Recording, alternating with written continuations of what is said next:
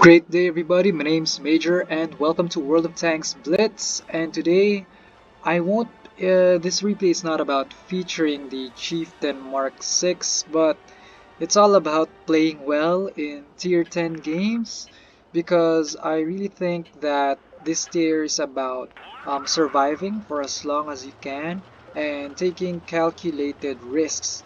So in this game, I'll show you um, how our team managed to win against the enemy. I actually felt that we were going to lose, but my teammates and I just held out for as long as we can and waited for our opponents to make the wrong moves. And when they did, we punished them for it.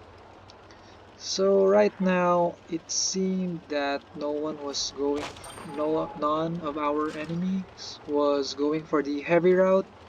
So I just decided to cap before moving. But there's that Jagdpanzer there in that sweet position over there. As you can see, like, oh wow, I got hit.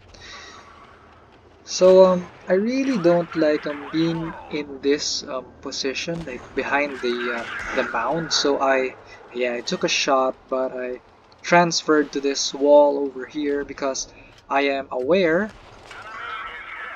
I am aware that there are teammates at B and at A, and if we just hold out here in C, I think eventually I was hoping maybe our other flank would pull through, they would push through and defeat the enemies, but from what I can see here, I was just I had that feeling that we were gonna lose, but still I just tried to hold out for as long as I can, and I was able to calculate that I can fire two shots at E100 before he could fire back, and I just really took advantage of this position, trying to prevent that E100 from pushing forward because the two tank destroyers on the enemy team, they're just camping behind there. As long as we don't do anything stupidly aggressive, I think that we will do fine. So I'm just trying to tease the E100 here.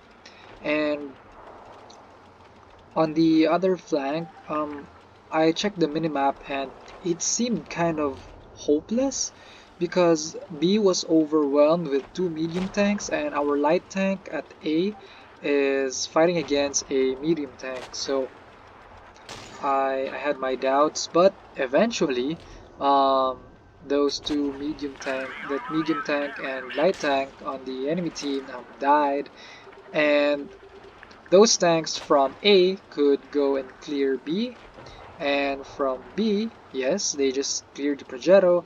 Now they could help us here in C.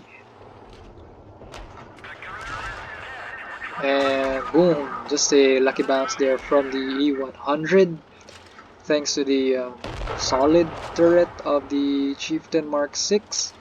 So I know that I'm low on health and we are superior when it comes to numbers against the enemy, so I'm just being trying to survive for as long as I can in order to receive more combat XP and credits and not have the hassle for repairing an entire destroyed vehicle. But oh, I eventually died. But I was happy that at least I was able to fire that last shot and get about 2,800 damage. And we won.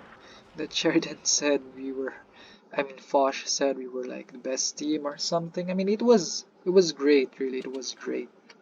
Like as you can see here, um everyone did like a decent amount of damage here on our team.